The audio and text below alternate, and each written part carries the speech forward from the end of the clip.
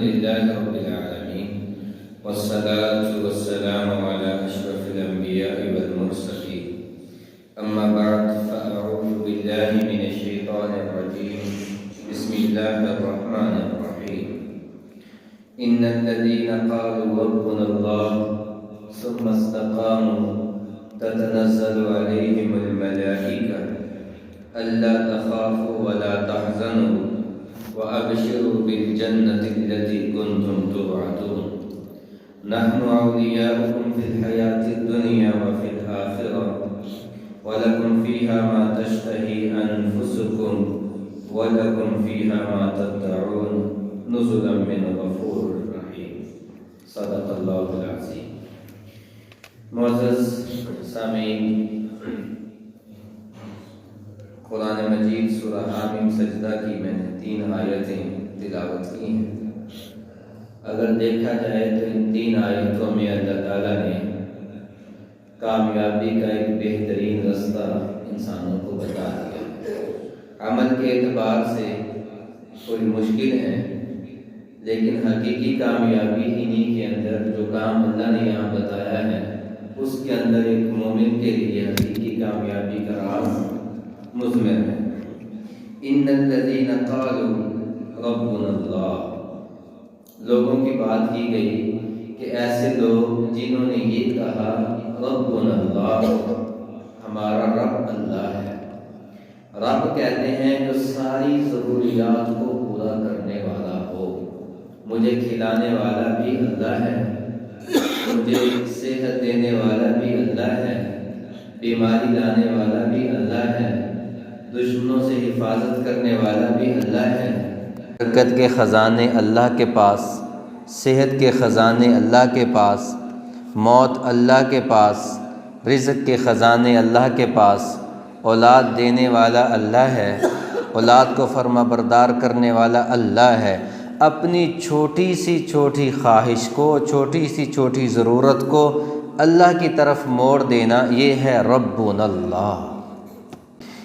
للہ ما فی السماوات و ما فی الارض و ان تبدوا ما فی انفسکم او تخفوہ یحاسبکم بہ اللہ فیغفر لمن یشاء و یعذب من یشاء واللہ علی کل شیء قدیر، یہ اللہ ہے۔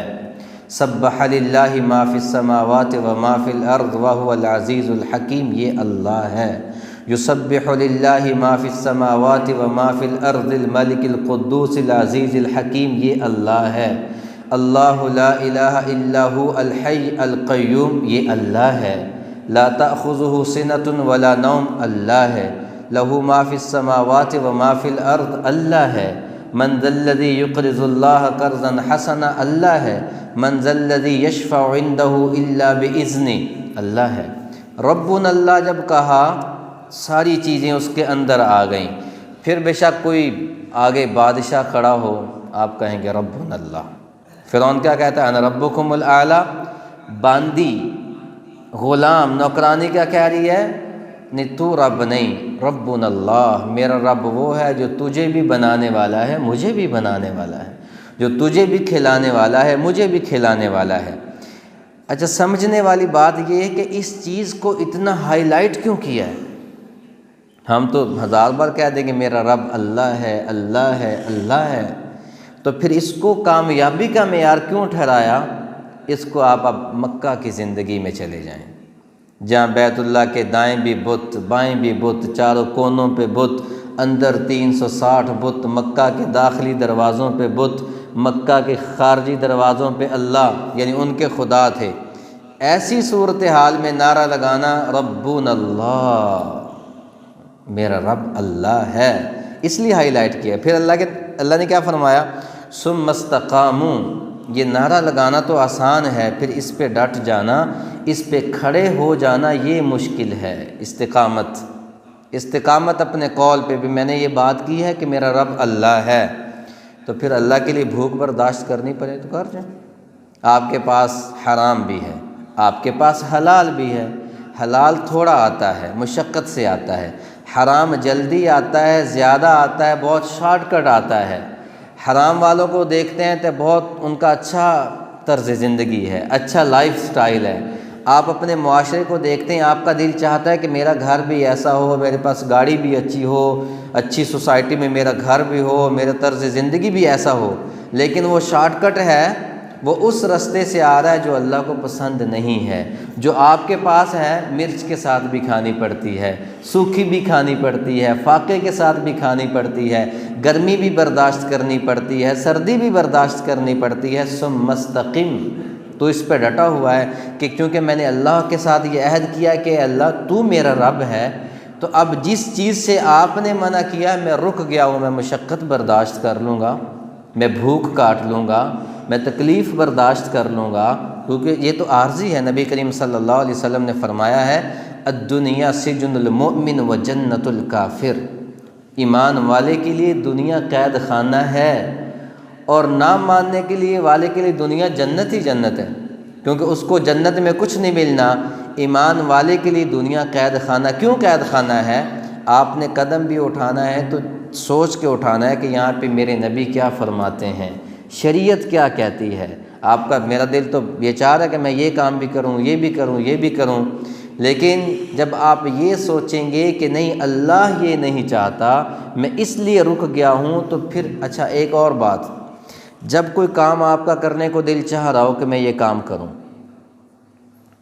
اور آپ صرف اس لیے نہ کر رہے ہوں کہ اللہ نہیں چاہتے میں نہیں کروں گا، میرے نبی نے منع کیا میں نہیں کروں گا، یہ آپ پیغام اپنے نفس کو بھی بھیجیں کہ میرا دل تو یہ چاہ رہا تھا کہ یہ کر لوں، لیکن اے نفس میں اس لیے نہیں کر رہا کہ میرا خدا، میرا رب اور میرا حبیب مجھے اس سے روکتا ہے، میں اس لیے چھوڑ رہا ہوں۔ تو علماء لکھتے ہیں کہ اس پہ بندے کو ایک ایسی لذت محسوس ہوگی کہ جس کی کوئی نظیر دنیا میں نہیں ملتی۔ آپ دیکھتے نہیں کہ جن کو یہ لذت مل جاتی ہے وہ چٹائی پہ بھی بڑی میٹھی نیند سوئے ہوتے ہیں، اور جن سے اللہ یہ لذت لے لیتے ہیں، اے سی بھی چل رہا ہے، بیڈ بھی اچھا ہے، میٹرس بھی اچھا ہے، راحت بھی ہے، ہر چیز ہے، لیکن پھر بھی وہ 3 گولیاں کھا کے سو رہے ہیں، پھر بھی نیند کوئی نہیں آتی، بے چینی ہے، بدخوابی ہے۔ اور یہاں یہ ہے مرچ مسالے کے ساتھ روٹی کھائی ہے اور لیٹنے کے لیے جگہ بھی کوئی نہیں، سخت جگہ، اور ایسے مزے سے سویا ہوا ہے جیسے سارا سکینہ اس پہ اترا ہے۔ حلال کے اندر چاشنی ہے، حلال کے اندر راحت ہے، اطاعت کے اندر چاشنی ہے، اطاعت کے اندر راحت ہے۔ پرندے کو آپ جتنا بھی لذیذ کھانے اس کے آگے رکھ دیں، جب وہ قفس میں ہوگا، جب وہ قید میں ہوگا، جب وہ پنجرے میں ہوگا تو پر مارے گا، پھڑ پھڑائے گا، اس کو آپ کا وہ گوشت رکھا اچھا نہیں لگے گا، آپ کے انار کے دانے نکال کے میٹھے رکھے اچھے نہیں لگیں گے، آپ کی روٹی ڈالی اس کو اچھی نہیں لگے گی، اس کو وہ زندگی زیادہ اچھی لگے گی، وہ اڑ کے جا رہا ہے، باسی روٹی کا بدبودار ٹکڑا اس کو زیادہ لذیذ لگے گا، کیونکہ وہ اپنی آزادی میں ہے۔ تو یہی انسان کی ہے، اگر انسان نفس کی غلامی میں ہے تو وہ قفس میں ہے، اور پھر اچھے گھر میں بھی وہ پھڑ پھڑائے گا، اچھے بستر میں بھی اس کو بے چینی آئے گی، اور اگر وہ نفس سے آزاد ہے یعنی وہ اللہ کی اطاعت میں ہے تو بے شک گرمی ہو سردی ہو وہ ایسے سو جاتا ہے، اسے کوئی پرواہ نہیں رہتی۔ ان الذین قالوا ربنا اللہ، اللہ نے اعلان کیا ہے کہ یہ کام کہنا بہت سوکھا ہے، ربنا اللہ، میرا رب اللہ ہے، اور پھر کیا فرمایا ثم استقاموا، اس پہ ڈٹ جانا مشکل ہے۔ جنہوں نے یہ کہا کہ ہمارا رب اللہ ہے، پھر اس پہ ڈٹ بھی گئے، استقامت بھی اختیار کر گئے، تو اللہ نے پھر اعلان کیا تتنزل علیہم الملائکہ، ان پہ میں فرشتوں کو اتار دوں گا، اور فرشتے آ کر کیا کہیں گے، اللہ تخافوا، بھائی اب تم نے خوف نہیں کرنا، وہ خوف کا جو لمحہ تھا وہ تم گزار چکے ہو، چونکہ تم نے یاری اللہ کے ساتھ لگا لی ہے تو اللہ کا وعدہ آ گیا ہے، ہم فرشتے اتر چکے ہیں۔ وہ کہیں گے اللہ تخافوا ولا تحزنوا، خوف بھی نہ کرو غم بھی نہ کرو، وابشروا، تمہیں بشارت دیتے ہیں کس چیز کی، بالجنہ، جنت کی، التی کنتم توعدون، جس کا تم سے وعدہ کیا جاتا تھا۔ اس کی 2 تفسیریں ہیں۔ پہلی تفسیر، جس نے استقامت اختیار کر لی، اللہ کے خوف کی وجہ سے کسی کام سے رک گیا، تو اللہ تعالیٰ اس پہ فرشتوں کو اتاریں گے۔ کیا مطلب؟ فرشتوں کو اتاریں گے، اللہ اس کی مدد کے لیے فرشتوں کو بھیج دیں گے، حقیقی معنوں میں فرشتے آ جائیں گے، یا اللہ تعالیٰ کسی انسان کو فرشتے کے روپ میں پیدا کر دیں گے جو اس کی مدد کرے گا، اس کی مدد کرے گا۔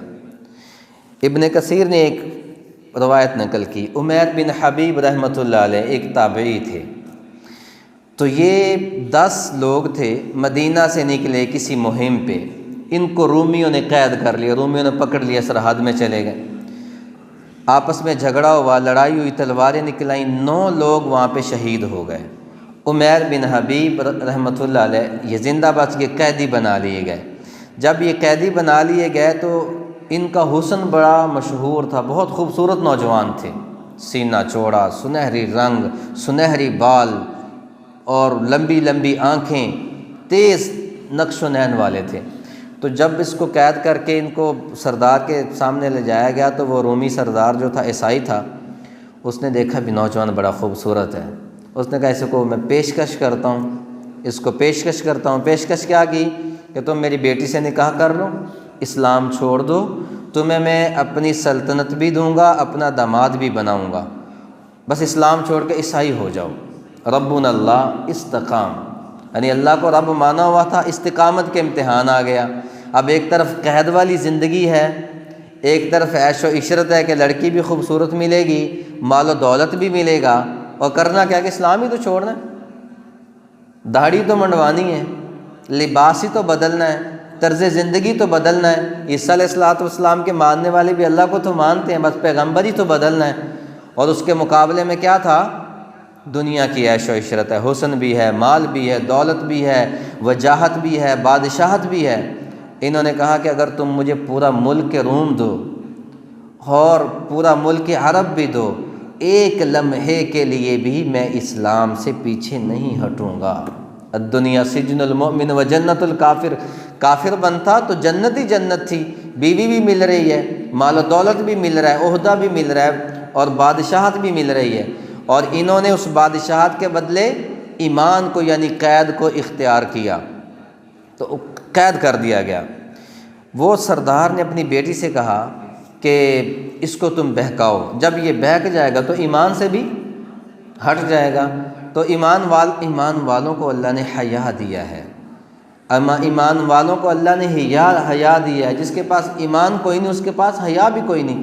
تو وہ بیٹی جو تھی سردار کی، وہ گئی، ان کو ایک کمرے میں بند کر دیا گیا، 3 دن نہ کھانے کو دیا نہ پینے کو دیا، اور ہے بھی پردیس میں۔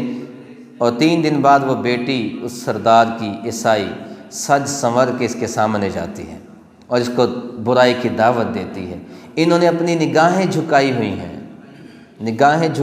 ہیں، وہ 3 دن تک جتن کرتی رہی، ناز و نخرے دکھاتی رہی، اپنے حسن کے جلوے دکھاتی رہی، ایک طرف عرب کی جوانی، ایک طرف روم کا حسن، اور شراب بھی پاس پڑی ہوئی ہے، 3 دن کی پیاس ہے، بھنا ہوا سور کا گوشت بھی پڑا ہوا ہے، 3 دن کی بھوک ہے۔ 3 دن بعد انہوں نے جب نگاہ ہی نہ اٹھائی تو وہ لڑکی کہنے لگی تم کون ہو؟ تم کیا ہو؟ تم کون ہو؟ تم کیا ہو کہ 3 دن سے میں تمہارے سامنے کھڑی ہوں؟ میں تو وہ ہوں کہ جب میں بازار میں نکلتی ہوں تو لوگ مجھے دیکھنے کے لیے ٹھہر جاتے ہیں، اس پورے شہر میں میرے حسن کے چرچے مشہور ہیں، اور تمہیں بھوک بھی ہے، پیاس بھی ہے، اور تم نے نگاہ تک نہیں اٹھائی، تم ہو کون؟ تمہیں کون روکتا ہے؟ انہوں نے کہا مجھے اللہ روکتا ہے، مجھے میرا دین روکتا ہے۔ اور کہا کہ اے لڑکی تو 3 دن نہیں 30 دن بھی بیٹھی رہے، تیرا حسن کیا تو پورے روم کا حسن لے یا میری نگاہیں نہیں اٹھیں گی، اور میری پیاس اس درجے پہ ہے کہ اگر میں یہ شراب بھی پی لوں تو میرے لیے جائز ہے، بھوک اس درجے پہ ہے کہ یہ سور کا گوشت بھی کھا لوں حرام تو میرے لیے جائز ہے، لیکن میں نہیں کروں گا کیونکہ میں نے اپنے اللہ سے وعدہ کیا ہے، میں نے اپنے رب کو کہا ہے ربنا اللہ، اے اللہ تو میرا رب ہے، تو مجھے میرا اللہ روکتا ہے، نہ تجھے دیکھوں گا، نہ حرام کھاؤں گا، نہ شراب پیوں گا، نہ بہکوں گا۔ تو وہ لڑکی کہنے لگی کہ تیرے جیسے انسانیت کے تاج کو میں کبھی ضائع نہیں ہونے دوں گی۔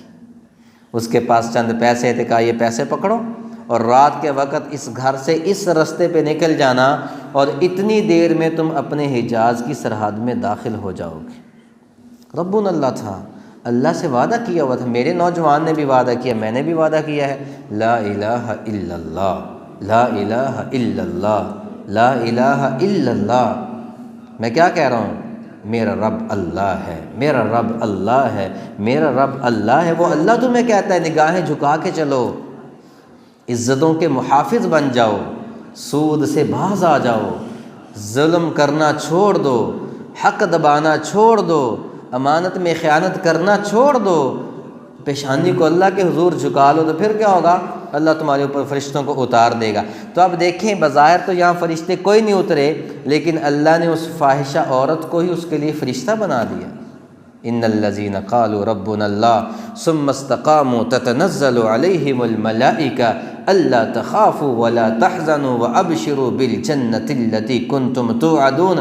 جب میں یہ کہہ لوں گا میرا رب اللہ ہے، میں اس پہ ڈٹ جاؤں گا، میں دنیا کی محبت، مجھے اللہ کی محبت پہ غالب نہیں آنے دوں گا، میں دنیا کی چاہت کو اللہ کی چاہت پہ غالب نہیں آنے دوں گا، میں دنیا کی خواہش کو اللہ کی خواہش پہ غالب نہیں آنے دوں گا، تو میرا اللہ مجھے استقامت دے گا، مجھے جنت کی بشارت دی جا رہی ہے، مجھے انعامات کا اعلان میرے لیے کیا جا رہا ہے۔ تو یہ واحد ایک ہی حل ہے کہ ہم اللہ کو جب مان لیں گے، اللہ کا خوف میرے دل میں بیٹھ جائے گا، تو اللہ میرے لیے نکلنے کے رستے بنا دے گا۔ یہ سورہ حامیم سجدہ کی آیت تھی۔ اسی مضمون کے متعلق سورہ طلاق میں 3 آیتیں ہیں۔ اللہ تعالیٰ فرماتے ہیں وَمَن يَتَّقِ اللَّهَ يَجْعَل لَّهُ مَخْرَجًا، میرا خوف، یعنی اللہ کا خوف جس کے دل میں آ جائے گا تو اللہ تعالیٰ اس کے لیے نکلنے کے رستے بنا دے گا۔ مخرج ایگزٹ کو کہتے ہیں، جب بندہ کہیں پھنس جائے تو پھر اسے نکلنے کے راستہ تو چاہیے، تو اللہ تعالیٰ نے ایک ضابطہ دے دیا ہے، اگر تم کہیں پھنس جاتے ہو تو میرا ڈر اپنے دل میں بٹھا لو، میں تمہارے لیے وہاں سے نکلنے کے راستے بناؤں گا۔ اللہ نے یہ بتایا کہ آسانیاں کرنے والا کون ہے؟ اللہ ہے۔ مشکلات لانے والا کون ہے؟ اللہ ہے۔ مشکل کیوں آتی ہے؟ میرے اپنے عمل کی وجہ سے مشکل آ جاتی ہے۔ نبی کریم صلی اللہ علیہ وسلم نے فرمایا آدمی کی برائیاں اس کی عمر کو کم کر دیتی ہیں، آدمی کی نیکیاں اس کی عمر کو بڑھا دیتی ہیں۔ اب یہ تو کامن سینس ہے، ہر بندہ زندہ رہنا چاہتا ہے، ہر بندہ لمبی زندگی جینا چاہتا ہے، یہ میری بھی خواہش ہے، ہر کسی کی خواہش ہوتی ہے۔ میرے نبی نے ایک ضابطہ دے دیا، اگر لمبی زندگی چاہتے ہو نیک بن جاؤ، اگر لمبی زندگی چاہتے ہو صلہ رحمی کرنے والے بن جاؤ، لمبی زندگی چاہتے ہو تو اپنی زندگی کو اللہ رسول کے مطابق ڈھال دو، اللہ تمہیں لمبی زندگی دے دے گا۔ سورہ طلاق، اگر تم پھنس جاؤ کہیں، پھنس جاؤ سے کیا مراد ہے؟ بزنس میں لاس ہو گیا، تمہیں ویسے کوئی مصیبت پڑ گئی، فصل اچھی نہیں ہوئی، کوئی اور حالات ٹائٹ ہو گئے، تو کیا کرو؟ اتق اللہ، اللہ کا خوف اختیار کر لو، اللہ سے ڈر جاؤ۔ نبی کریم صلی اللہ علیہ وسلم نے اس حدیث کی ضمن میں فرمایا تھا کہ جب سچویشنز آ جائیں، جب حالات بن جائیں، تو لا حول ولا قوت الا باللہ العلی العظیم پڑھا کرو، اللہ تعالیٰ تمہیں حالات سے نکال دے گا۔ لیکن یہ میں اکثر کہتا ہوں، صرف وظائف کام نہیں کرتے، آپ کا کھانا پینا بھی حلال ہو، آپ کی نمازیں فرض بھی پابندی کے ساتھ ادا ہو رہی ہوں، آپ نے کسی کا حق بھی ضبط نہ کیا ہوا ہو، پھر جا کے وظائف اپنا کام شروع کرتے ہیں۔ باقی آزمائشیں اللہ تعالیٰ ایمان والوں پر بھیجتا رہتا ہے، اور زیادہ آزمائشیں ایمان والوں پر آتی ہیں۔ وَمَن يَتَّقِ اللَّهَ يَجْعَل لَّهُ مَخْرَجًا، سورہ طلاق نازل کیوں ہوئی تھی؟ اس کا بھی ایک چھوٹا سا واقعہ ہے۔ ایک صحابی ہیں مالک بن اشجعی رضی اللہ تعالیٰ عنہ، ان کے بیٹے تھے مالک، عوف بن مالک رضی اللہ تعالیٰ عنہ، ان کو دشمنوں نے قید کر لیا۔ مالک بن اشجعی رضی اللہ تعالیٰ عنہ نبی کریم صلی اللہ علیہ وسلم کی خدمت میں آئے اور انہوں نے کہا یا رسول اللہ، میرا بیٹا قید ہو گیا، ایک ہی بیٹا ہے، میں بھی بوڑھا ہوں، میری اہلیہ بھی بوڑھی ہے، ایک ہی تو سہارا تھا وہ بھی لٹ گیا ہے۔ آپ تصور کر سکتے ہیں کہ جس کا ایک ہی بیٹا ہو، باپ ماں بڑھاپے کی لائن کو کراس کر رہے ہوں، اور صرف بیٹا اس وجہ سے قید ہو جائے کہ وہ لا الہ الا اللہ محمد الرسول اللہ کہنے والا ہے۔ ہاں جی، ہم جیسا تو ہوتا کہتا چھاڑ یار جدید، تو وہ اللہ کے نبی کے بھائی یا رسول اللہ ایک ہی بیٹا تھا، صرف اس پاداش میں پکڑا گیا کہ اس نے یہ کہا تھا ربنا اللہ، میرا رب کون ہے؟ اللہ ہے۔ نبی کریم صلی اللہ علیہ وسلم نے فرمایا کہ تم جا کر استغفار شروع کر دو، استغفار شروع کر دو، اور لا حول ولا قوت الا باللہ العلی العظیم پڑھنا شروع کر دو۔ تو انہوں نے پڑھنا شروع کیا۔ عوف بن مالک کہتے ہیں، ابن کثیر کی روایت کہتے ہیں کہ میرے دونوں ٹانگوں کو جکڑا ہوا تھا، سلاخوں کے ساتھ باندھا ہوا تھا، تو میں نے دیکھا اچانک دونوں سنگلیاں ٹوٹ گئیں، رات کا وقت ہے، اور جب ٹوٹی تو میں نے دیکھا کہ ایک جہاں مجھے انہوں نے قید کیا ہوا تھا جانوروں کا باڑا تھا، تو وہاں پہ اونٹنی بھی بندھی ہوئی تھی۔ میں نے اونٹنی کو کھولا، اونٹنی پہ بیٹھا، اور اونٹنی کے ساتھ کچھ جانور اس طرح سے اٹیچ تھے کہ جب اونٹنی باہر نکلتی تو اس کے پیچھے بکریاں اور چند اونٹوں کے بچے بھی نکل جاتے تھے۔ یہ پوری آیت سننے والی ہے، سورۃ طلاق۔ تو جب میں نے اونٹنی پہ بیٹھا، اللہ نے میری وہ سنگلیاں کھول دی، میں اونٹنی پر سوار ہوا۔ اونٹنی کو جب میں نے بھگایا وہاں سے، تو اونٹنی کے پیچھے کچھ بکریاں بھی بھاگی آ رہی ہیں، کچھ چھوٹے چھوٹے اونٹوں کے بچے بھی بھاگے آ رہے ہیں، اور میں چلتا چلتا چلتا اپنے مدینہ میں داخل ہو گیا۔ جب مدینہ میں داخل ہوا تو رات ڈھل رہی تھی، یہ رات کو نکلے، پورا دن سفر کیا، اور جب آئے تو عشاء کے بعد اندھیرا چھا رہا تھا۔ انہوں نے باہر اپنے گھر پر آ کر آواز دی اپنے باپ کو، تو ان کا باپ ان کی ماں سے کہتا ہے کہ اگر اللہ مجھے، میری عقل کو اللہ نے ضائع نہیں کیا تو یہ آواز مجھے اپنے بیٹے عوف کی لگتی ہے۔ باپ تو چال پہچان لیتا ہے، باپ تو بیٹے کی نگاہوں میں جو ہے وہ پہچان لیتا ہے حقیقت۔ یہ محبت ہوتی ہے باپ کی، ماں کی، وہ اپنی اولاد کی حرکات و سکنات کو پہچان لیتا ہے کہ اب یہ کیا چاہ رہے ہیں، یہ کس طرف جا رہے ہیں۔ اولاد سمجھتی کہ ہم باپ کے، ماں کی آنکھوں میں دھول جھونک رہے ہیں، یہ آپ کی بھول ہوتی ہے۔ تو باپ نے کہا کہ اگر اللہ نے میری عقل ضائع نہیں کی تو میرا بیٹا عوف ہے، ماں کہتی ہے وہ تو اس کی میت ہی آئے گی، وہ زندہ تو نہیں لوٹے گا۔ دونوں خیر باہر دوڑے تو کیا دیکھا کہ بیٹا اونٹنی پہ بیٹھا ہوا ہے، اور ان کا وہ غریب تھے، سین دیکھا بکریوں سے بھرا ہوا ہے، اونٹ کے بچوں سے بھرا ہوا ہے۔ باپ نے بیٹے کو آواز دی، وہ اونٹ سے نیچے اترا، سینے سے لگے، ملے، تو کہا کیسے؟ کہا پتہ نہیں کیسے ہو، میں تو قید میں بند تھا، اور میں تو اپنی زندگی کی آخری سانسیں گن رہا تھا کہ یہاں سے تو میری میت ہی باہر نکلے گی، زندہ نہیں جاؤں گا۔ ابا جان اچانک میری بیڑیاں کھل گئیں، میرے دروازے کے تالے کھل گئے، اللہ نے مجھے سواری بھی دی۔ کہا یہ جانور کہاں سے آئے؟ کہ جب میں نے یہ اونٹنی نکالی تو پیچھے جانور بھی چل پڑے۔ تو کہا کہ یہ جو مال تمہارے پاس آیا ہے اس کو ہم استعمال نہیں کریں گے الا یہ کہ میں رسول اللہ صلی اللہ علیہ وسلم سے اس کے متعلق پوچھ نہ لوں کہ یہ ہمارے لیے جائز ہے یا نہیں جائز، حلال ہے یا نہیں حلال۔ کبھی آپ نے پوچھا ہے کہ آپ کے بیٹے کی تنخواہ اگر 22,000 ہے، 20,000 ہے، 25,000 ہے، تو وہ گھر میں آپ کو 50,000 لا کر دے رہا، اس سے پوچھے تو صحیح یہ 25 اوپر والا کہاں سے لے کر آئے ہو؟ ہوائی کمائی تو نہیں ہے، رشوت تو نہیں ہے، کسی کا حق مار کے تو نہیں لا رہے ہو۔ تو باپ کیا کہہ رہا ہے؟ جب تک اللہ کے نبی سے نہیں پوچھ لوں گا مسئلہ تب تک ان کو استعمال میں نہیں لاؤں گا، ان کا دودھ بھی نہیں پیوں گا، اپنے گھر میں بھی نہیں رکھوں گا۔ اب یہ آیت سنیں، وہ نبی کریم صلی اللہ علیہ وسلم کے پاس گئے تو کہا یا رسول اللہ، خوش تھے، تو اللہ کے نبی نے فرمایا تمہارا بیٹا واپس لوٹ آیا، سورت اتر چکی تھی، واپس لوٹ آیا؟ کہ یا رسول اللہ آ گیا ہے۔ ساتھ بھی کچھ لے کر آیا ہے؟ یا رسول اللہ لے کر آیا ہے۔ تو اللہ کے نبی نے فرمایا میرے رب نے تمہاری مصیبت پر ایک آیت اتار دی ہے، آیت سنیں، وَمَن يَتَّقِ اللَّهَ يَجْعَلْ لَهُ مَخْرَجًا، جو اللہ سے ڈر جائے گا، جو استغفار کے دامن کو پکڑ لے گا، اللہ تعالیٰ اس کے لیے مصیبتوں سے نکلنے کے راستے نکال دے گا، صرف راستے نہیں نکالے گا۔ آگے فرمایا وَيَرْزُقْهُ مِنْ حَيْثُ لَا يَحْتَسِبُ، راستے نکالنے کے ساتھ ساتھ اس کو رزق بھی دے گا۔ کہاں سے رزق دے گا؟ اس جگہ سے دے گا جہاں سے وہ سوچ بھی نہیں سکتا۔ وَمَن يَتَوَكَّلْ عَلَى اللَّهِ فَهُوَ حَسْبُهُ، جو اللہ پر بھروسہ کرتا ہے اللہ اس کے لیے کافی ہو جاتا ہے۔ اب مالک بن اشجع کا جانے کا مطلب یہ تھا کہ یا رسول اللہ میرا بیٹا پکڑا گیا ہے، آپ میرے ساتھ کچھ مجاہدین کا دستہ بھیجیں، ہم جا کر اس قبیلے سے لڑیں اور اپنے بیٹے کو آزاد کروا کر لے کر آئیں، کیونکہ میرا بیٹا قید صرف اسلام کی وجہ سے ہوا ہے۔ اللہ کے نبی کیا اس کو علاج بتا رہے ہیں، کیا حل بتا رہے ہیں کہ مالک بن اشجع آپ گھر جاؤ اور جا کر اللہ کا خوف اختیار کرو، نوافل پڑھو، استغفار کرو۔ جب استغفار کی کثرت کرو گے تو اللہ اس کے بدلے تمہارے بیٹے کو بھی لوٹا دیں گے، تمہیں رزق بھی دے دیں گے۔ تو یہ وہ یقین کامل تھا۔ تو جب ہم اللہ تعالیٰ کے ساتھ بھائی لائن سیدھی ہو جائے گی تو پھر جاب کا نہ ملنا، گھر میں بے برکتی کا آنا، مصیبتوں کا نہ جانا، یہ چھوٹی چھوٹی چیزیں، اللہ ایمان والے کو مصیبت میں نہیں ڈالنا چاہتا، ایمان والا اپنے کرتوتوں کی وجہ سے مصیبت میں جاتا ہے۔ ٹھیک، اللہ تعالیٰ ہم سب کو عمل کی توفیق دے۔ تو اگر ٹائم ملے تو یہ جو 3 آیتیں ہیں، ایک آیت میں فرمایا وَمَن يَتَّقِ اللَّهَ يَجْعَل لَهُ مَخْرَجًا، اللہ کا خوف اختیار کرو، اللہ تمہارے لیے مصیبتوں سے نکلنے کے راستے نکال دے گا، صرف راستے نکالے گا۔ وَيَرْزُقْهُ مِنْ حَيْثُ لَا يَحْتَسِبُ، تمہیں کیا کرے گا؟ رزق بھی ایسی جگہ سے دے گا جہاں سے تم سوچ بھی نہیں سکتے۔